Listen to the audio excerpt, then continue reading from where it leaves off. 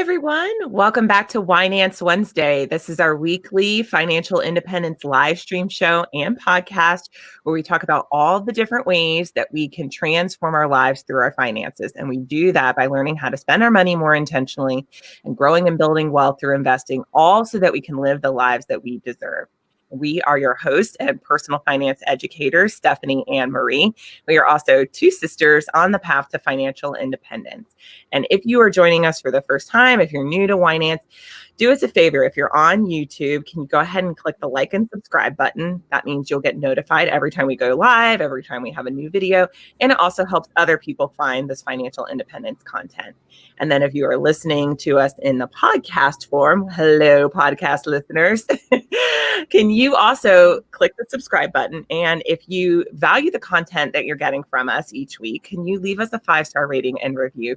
That helps us move up in the rankings. And again, just like with YouTube, it helps other people find our content. All right. So, Stephanie, this week we are talking about who owns your time, the concept of time ownership.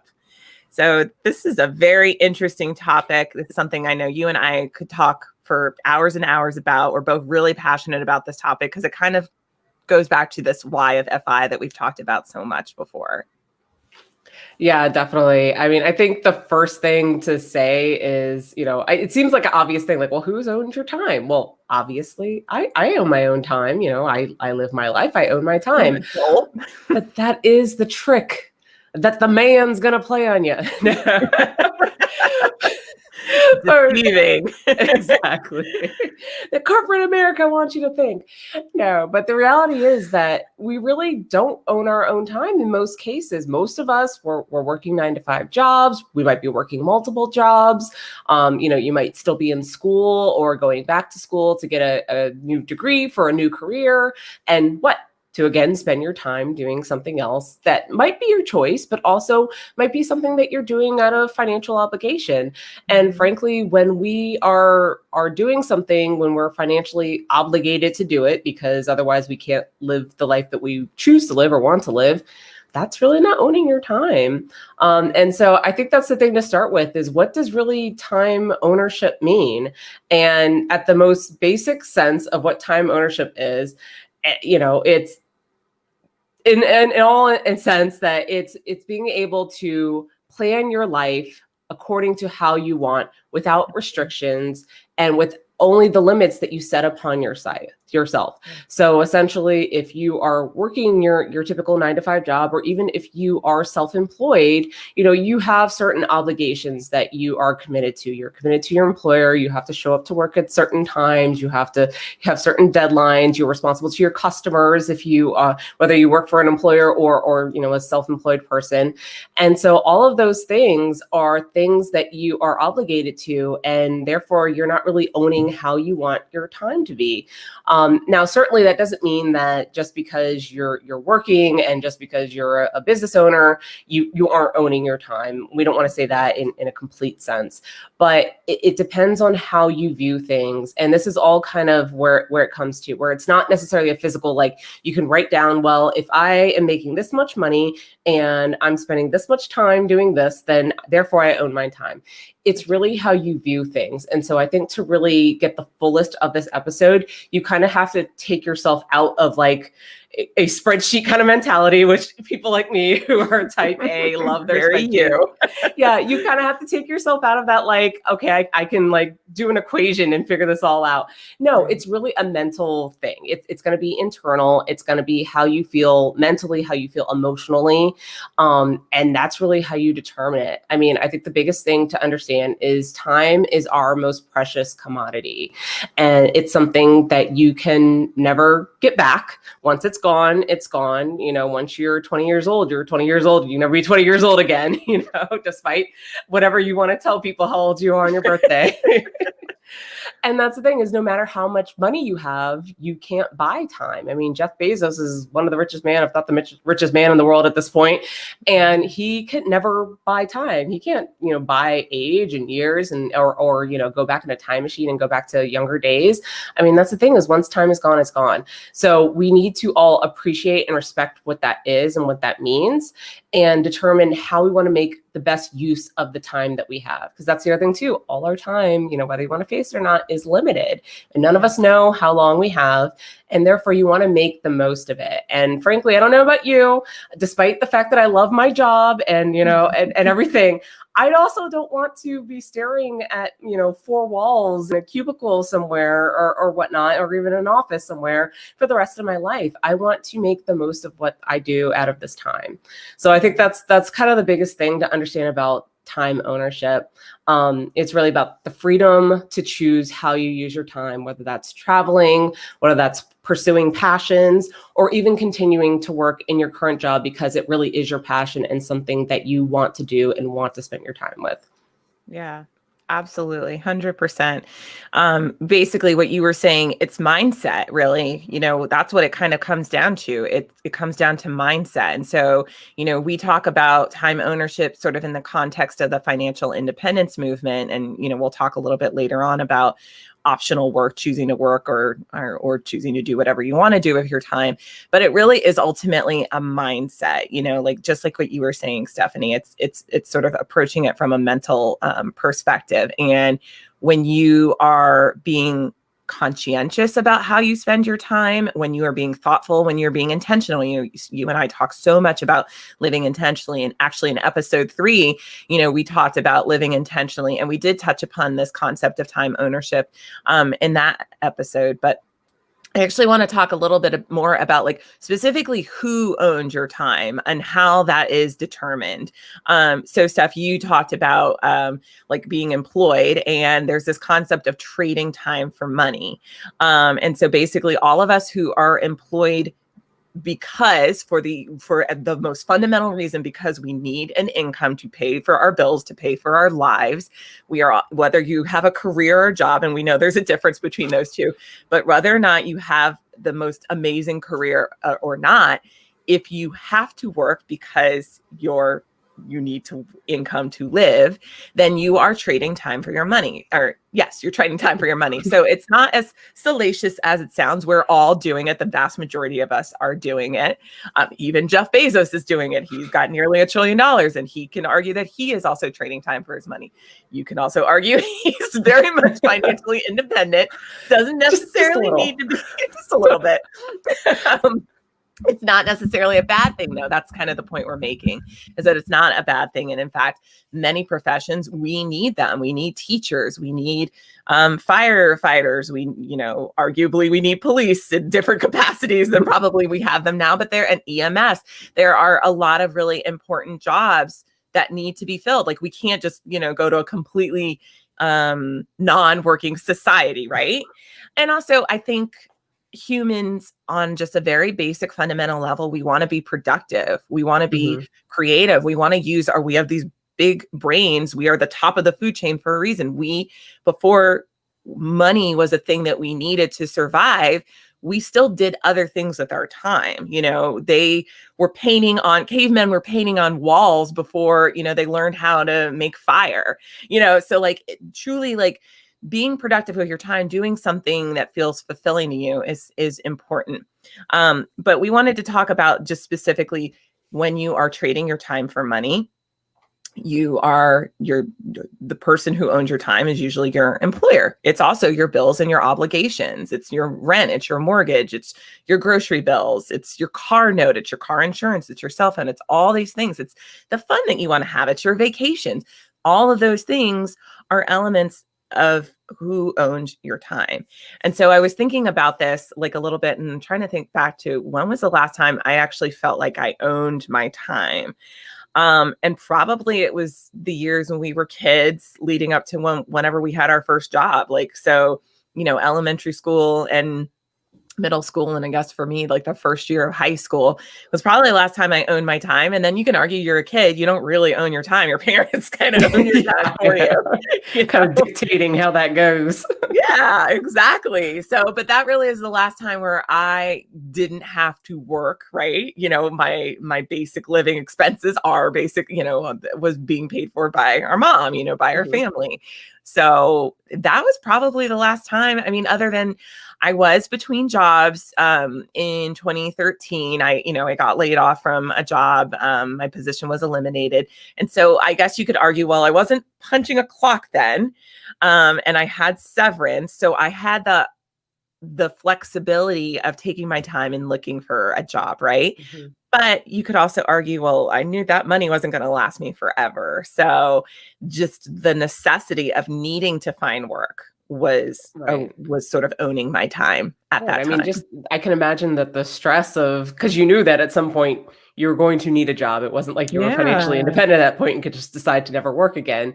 So I Yeah. can imagine that the stress of that occupied your time. I mean, that Yeah. occupied your mental Oh, yeah. space, your physical space, just it occupied your time to say, okay, I need to update my resume and look for a job and apply for all these positions and go on interviews and do whatever you needed to do to be able to find that next position. So even Yeah. then, like you said, yes, technically you weren't working at the time, but you also didn't own your time. You couldn't just say, well, I'm just going to use this as an extended vacation. Like, no, you had to get back in the game, unfortunately.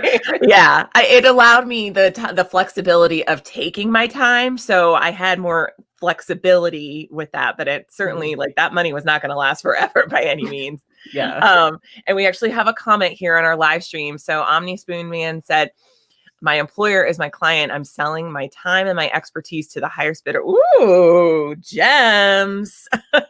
Yes, that is so true. Selling your time to the quote highest bidder.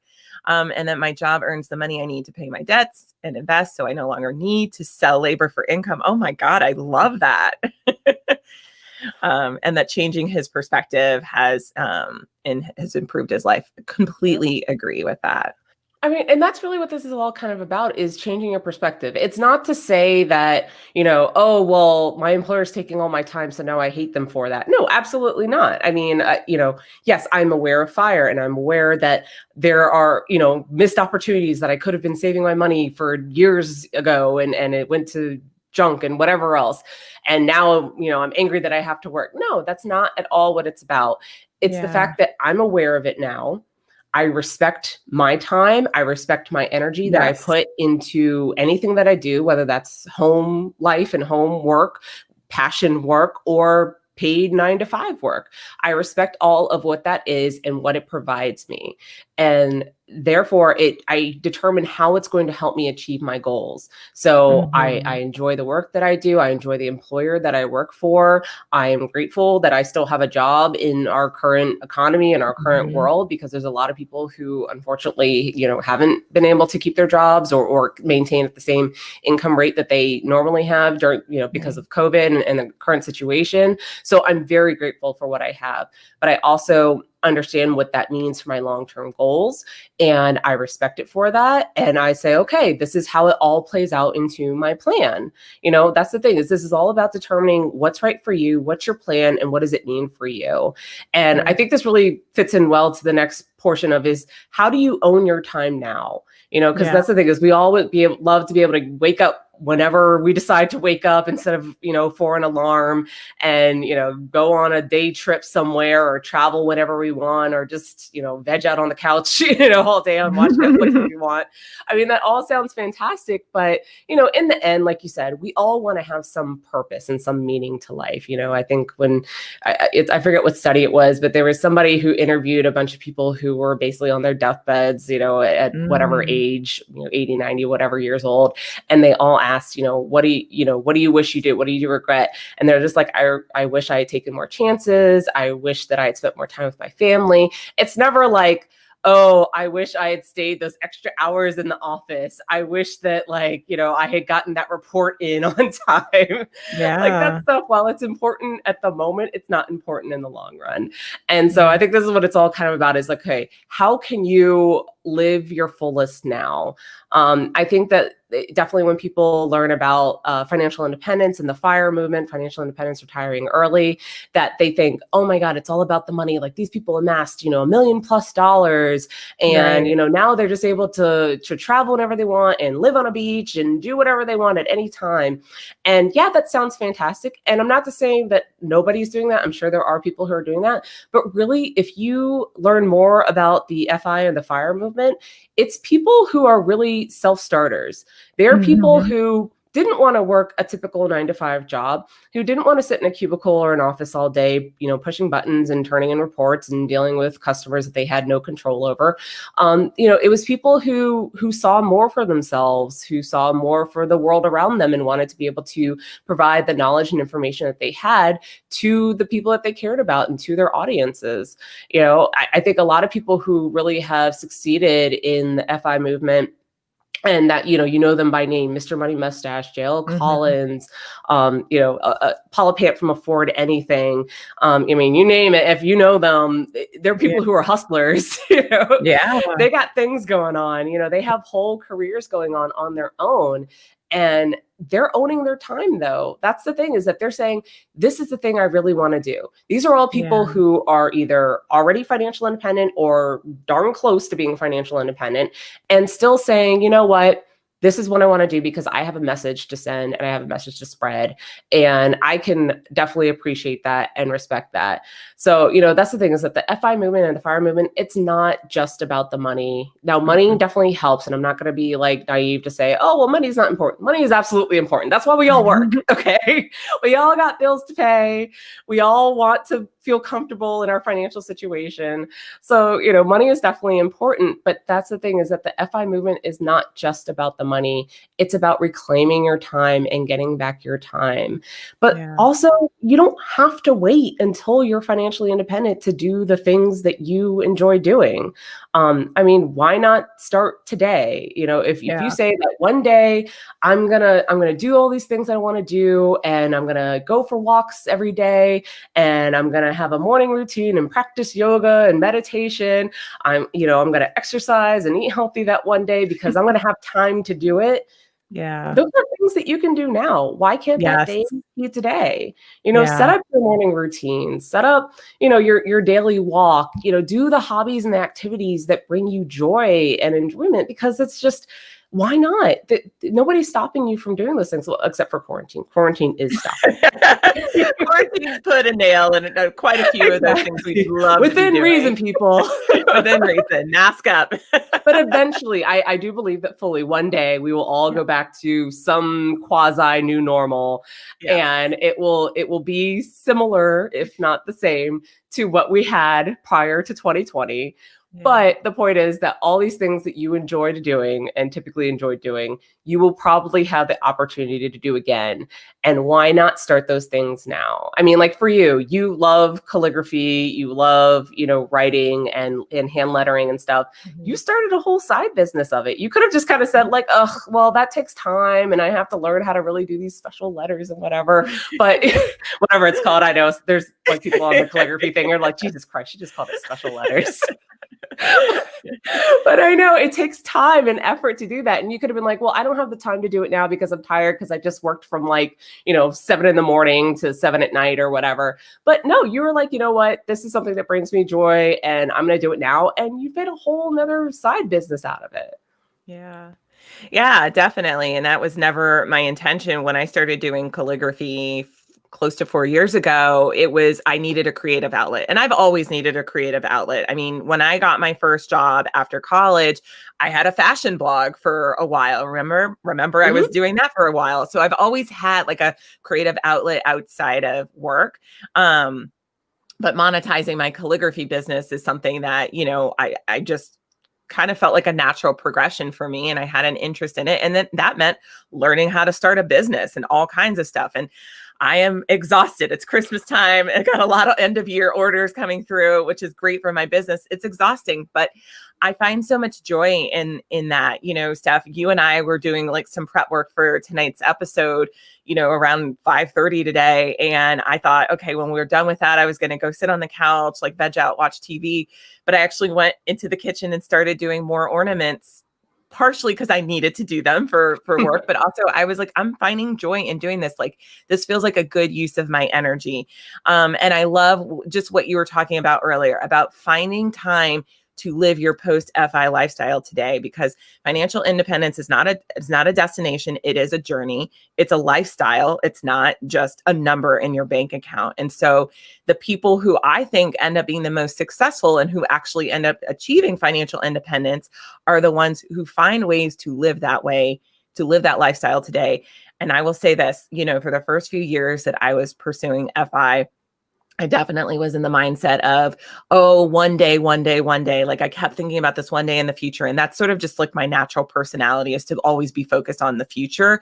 And I tend not to be like really present, and not always, but I mean, I just tend to always be thinking about the future. I'm usually in an anxious state of mind in doing so. And I don't know what the switch was for me, but I did start doing a morning routine about a year and a half ago. And I have to say that was really life-changing for me, getting up early and giving myself a few extra hours, spending that time working out and meditating and journaling, but also being able to spend time to grow my business, to spend time on Winenance, to spend time reading if I, I don't really feel like I have enough time to read, but, making that time, prioritizing things that are meaningful to you. There is time to prioritize things that are meaningful to you. And the last thing I kind of want to say about this is also, finding that time means you have to put boundaries up at work too. Your employer cannot have access to you 24/7, or cannot have access to you, 7 a.m. to 10 or 11 p.m. If you feel like I cannot not be online or not on email, or my mind has to be focused on work, you need to find another job. I'm not even kidding you. You have to find a way to lower your expenses and potentially find another job. No, your job might own your time, but it cannot own you. And so like I've been able to set up boundaries in the last couple of years and kind of, say, I'm taking this time for myself. I'm taking my lunch break. I'm taking time to go outside. I'm taking time. I'm not logging in at 8 a.m. I'm logging in at 8:30 or 8:45 or 9, and I'm logging off at 5 or 5:30. Yep. I know. The funny thing you say about that is I was just talking to a coworker the other day, and she works a different position than I do, but we were just talking about, program work and just things going on. And she was like, I don't know about you and what you do, but I'm on calls at 7 a.m. and they're reaching out to me on my vacation. Cause obviously at the end of the year, everybody's trying to use up all their vacation time. And, basically half the company is on vacation starting next week. Yeah. So, cause we're just trying to use up our time before the end of the year. And she's like, they call me on vacation. I'm having to check emails, this and that. And I was like, nope. I'm like, when I'm on vacation, I'm on vacation. Yes. And that's something that I learned very early on in my career. And I realized all these things can be, they might sound privileged or, like easier said than done, depending on your role. But like Marie said, if this is not what's happening for you, if you're in a situation where your boss is calling you at whatever o'clock in the morning or evening, and while you're on your vacations or having family time or whatever, and demanding your time, you need to do what you need to do to try to find another situation. When I was 22, 23 years old, I started working for a company that literally we would do software deployments at 2 a.m. Like we would deploy software to our customer sites overnight at 2 a.m. because they weren't working then. And we had to deploy at the lowest hour of usage. And so that was the time. And I would have to be up. I'd have to be testing and retesting and deploying software. And oh my God, it was a nightmare. Like it was the worst. I gave so much to that company at such an early age for them. And I ended up getting laid off. They closed the company. They sold it to another company and they shut down the development department, which included tests. But I remember learning from that and thinking, never again. Like I gave so much to this company because I was young and I didn't have a kid. I was newly married and my husband was, very kind to be flexible and say, oh yeah, do what you need to do. It's work. That's fine. But I after I left there, I said, never again. Like they need to respect my time. They need to respect my family's time. Don't be calling me at 2 a.m. to say I need to do this and that. No, you should have planned. Your emergency is not my emergency. Like your failure to plan does not, what does it constitute an emergency? Yeah. Yes, no, really. That's absolutely, that's what you need to kind of think about it as, and fortunately my current employer, not to say that I've never worked off hours. I've gone in on weekends. I've been up late doing work or whatever to try to get something done. But I will say that's fewer and far between than normal. So when my current coworker said that to me, where she was like, oh yeah, I have to respond to emails and go to meetings on my vacation. And I was just like, why? Like, why did you schedule that? Like, no, like that's the answer is no, I'm not doing that. My family and my time is so much more important to me. And again, like I love my job, I love my career, and I love my employer, but like, no, I'm sorry. Nothing is more important than your family and your mental health. And, living that life repeatedly over and over and over again eats away at you. It eats away at your relationships. It eats away at your mental health, like I said, and that's what's not worth it. And that's when you really aren't owning your time. Despite the fact that, yes, I technically don't really feel like I own my time right now because I am financially obligated to continue working at some employer. I need to make a certain amount of money right now to continue paying my bills and living the life that I want to live right now. But I also do feel like I have some flexibility to say, okay, well, this is the schedule that we need for this activity. And if I try to give more to this, I'm not going to be able to give my best. And my employer respects that and appreciates that. And sometimes it takes that as an employee to stand up and say, if you want my best work, it's going to take this long to get it done. Your employer might want you to get it done in half that amount of time, but say, that's fine, but just expect a crappy job. Like, don't expect it to be my A game. You're going to get like a C game at best, Yeah. And sometimes they'll say, okay, I understand that. And then sometimes they'll say, well, that's unacceptable. And then you'll just say, okay, well, I also think that's unacceptable. And you go and you figure out your situation and do what you need to do. And that's called FU money. That is called FU money. That's a stage leading up to financial independence where you have the money where you can say, bye.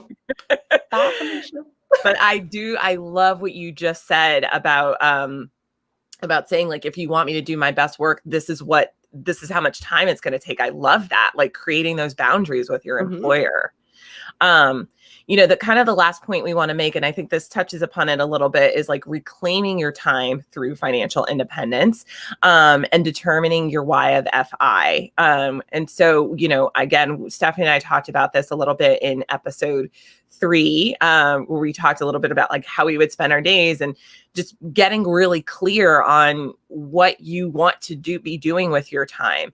And whether you're pursuing financial independence or not, it's still important to get very clear about what you actually want your life to look like. Even if you plan on working till traditional retirement age, you still need to be very clear and making sure that you're not living life by default. And I think a lot of us do fall into that trap of living life by default. And that's even when I found financial independence, just like I was saying a few moments ago. It was a few years before I realized, no, I actually have power in this situation. I don't have to just be sitting here waiting, for the sands through the hourglass to come through, waiting for my bank account, my investments to hit some magical number. I can be choosing to, one, take power, to reclaim my time, to take power in my own situation, to create those boundaries with my employer, to teach my employer how to treat me. And I am very fortunate in my current job and even my previous job that I had when I first started pursuing FI. They are both really great companies. They treat the employees really well. Work-life balance can definitely be a little hairy sometimes, but for the most part, 9 times out of 10, I am logging on at a normal time and I am logging off at a normal time. I don't feel obligated to be checking my email. And I definitely felt that way, in my 20s, I was staying late at work, just like you were, Steph, and, slaving over, trying to make a name for myself, trying to show like I'm the hardest worker on the team. And it's for the birds, because at the end of the day, like, unless they're paying you the amount that they're paying for some of their executives, they don't own your time. They don't own you, rather. No. They might own your time because of financial obligations, but they don't own you. And so we also wanted to talk about the fact that just because you are pursuing financial independence and you might be opting for early retirement doesn't necessarily mean that you won't always work. So I do love working. Like, I love being creative. I love being productive, but that work can manifest itself in so many different ways. And it doesn't have to be, I'm logging in and sitting at a desk at a computer, even if it's in my own home. It can manifest in a lot of different ways. Taking care of your home and taking care of your family and your kids is work. It is work. I mean, I can tell you, learned that. I said it today. I told my son, I said, being a mom is a full-time job. It is. It is absolutely. I don't have children. I have fur children, but I learned that. I mean, I've learned that watching you with your son stuff. But like even over Thanksgiving, when you guys were here with me, it's a lot of work watching after your kid. Yes. I mean, and he's a normal kid. He's a good kid, but he's a normal kid. He's getting into stuff, and it's a lot of work. It was a lot of work cleaning the house and, cooking meals. That's labor, mental labor, emotional labor, physical labor. So work can look like anything you want it to look like. Productivity can look like anything you want it to look like. I think as long as it's what feels fulfilling to you. I discovered that I kind of actually like cooking. I didn't used to like cooking.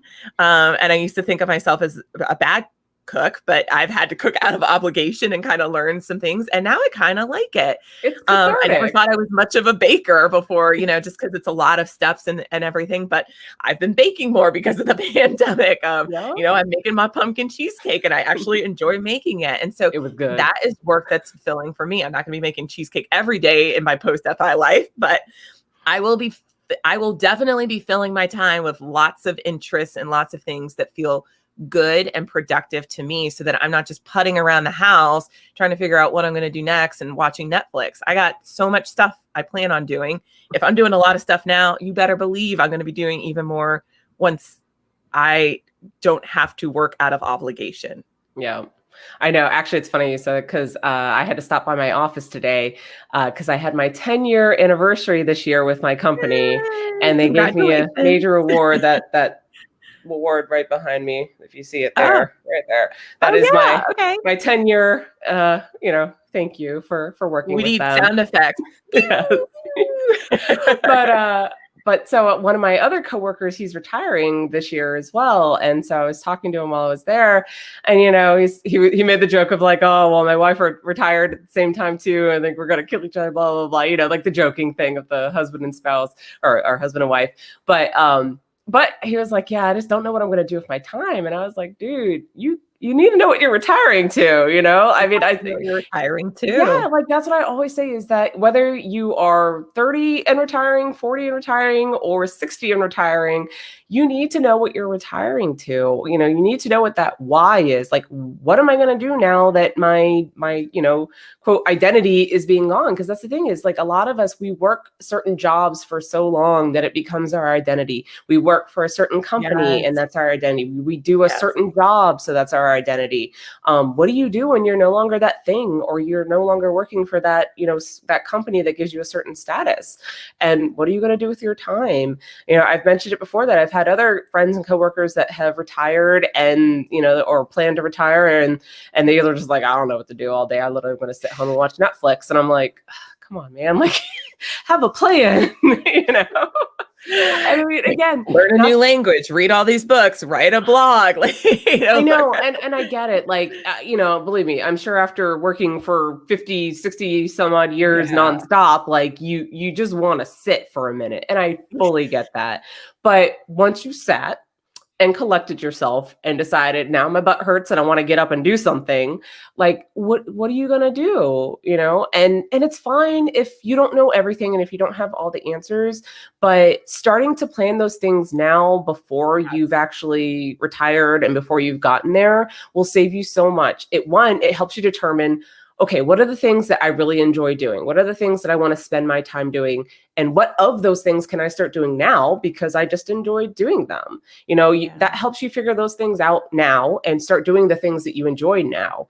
And then the things that you might have to wait a little bit longer for when you have more free time, then those are the things you have to look forward to and plan for. And then once you have that free time, you're like, oh yeah, there's a new series on Netflix. I'm gonna watch that for a couple hours, but I'm also going to go do this other thing that I said I was going to do when I have my free time, because now I have it. You have this list of things that you can do, and planning for it now means that you don't have to sit there and kind of panic like, oh, well, what am I going to do now? Like, no, I'm always for a plan. Again, type A girl is like, yes, have a plan, put it in a spreadsheet, write it down, set a date, put a numeric value against it so you can create a formula for it. have a Gantt chart for your Yes. how you're going to spend your time. Yes, exactly. Whatever floats your boat. It's just like you said, it being intentional about how you're going to spend your time, planning on what you're going to retire to, and then finding ways to implement that into your life now. So Yes. important.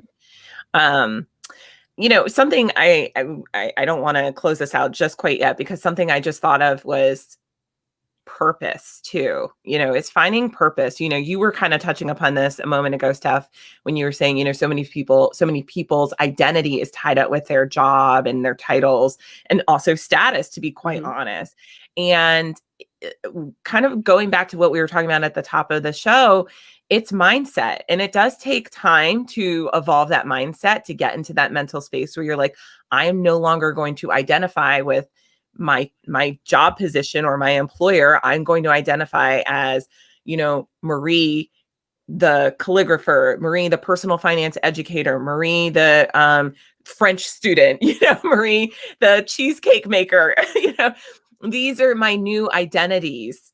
They are my identities today, by the way. Oh yeah, Marie is also a social media strategist by day. That is just one of many things that Marie is, but it is not by any means my purpose, and I think figuring out what your purpose is, and that is, of course, easier said than done, especially when you don't really know what that is. By the way, I have a great podcast for you if you need kind of help with that. So I listen to this podcast called Lessons from a Quitter, which is very apropos for our topic today. The host, Goalie, she talks about, interviews people who have quit their jobs to do exactly what we talked about, to pursue something else in life, whether it's starting a new business. There's a lot of FIRE people who have come on her show. They just mostly people actually retire to some sort of form of entrepreneurship or self-employment because they basically are finding their passion elsewhere in life. And she's a retired lawyer. She was a former lawyer. And now basically she coaches people how to quit their jobs. But she talks a lot about this concept of purpose and finding what your purpose and passion is. So she's much more eloquent at it than I am in terms of like really sitting down and figuring out how to identify your purpose. So Lessons from a Quitter is the name of that podcast if you all are interested. Yeah, I've heard about that podcast. I haven't listened to it yet, but definitely it sounds super interesting. And actually there's an author that I really like. He has a podcast, Side Hustle School. His name is Chris Guillebeau. And while it's not about the quitting aspect, it's about essentially finding what is that passion, what is that side interest that you have, that you might be able to do, in parallel to your 9-to-5 job or whatever your working, career is, and hopefully maybe monetize it. Not necessarily to say that you can quit your full-time job one day, but it's another way to pull in another stream of income. And that's what I really like about his message. A lot of his books reiterate the same message, that it's not necessarily about creating a business and the next, Facebook or the next Google or whatever that's going to blow up and become this huge thing.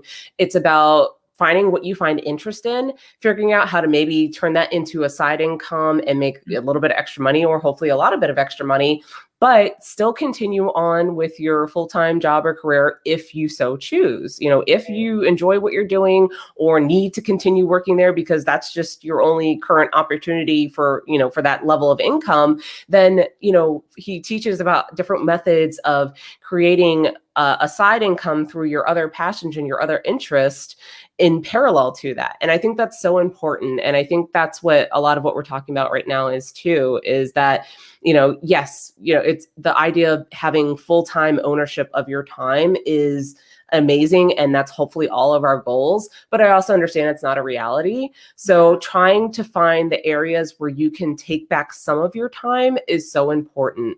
And the more time that you can try to take back now, the more income that you can, diversify through other streams gives you so much more opportunity, because nothing's guaranteed in life. And, unfortunately, a lot of people have learned that in 2020 that, industries that we thought were untouchable or, we're going to hold steady have been turned on their head. And, a lot of people have lost jobs or been furloughed, aren't receiving the same level of income that they had previously or were expecting to for this year. So the more that you can do to diversify your income, to, widen your reach on industries is going to help you, it's only going to help you. And I think that's so important. Yeah. And that's a really good point, Stephanie, is that's a key reason why we do Winance and why we teach people how to grow and build wealth and how to invest is basically so that you have those additional income streams so that you can make these choices for yourself in terms of what to do with your time, but also you don't know what could happen. 2020 is just so crazy. Yes.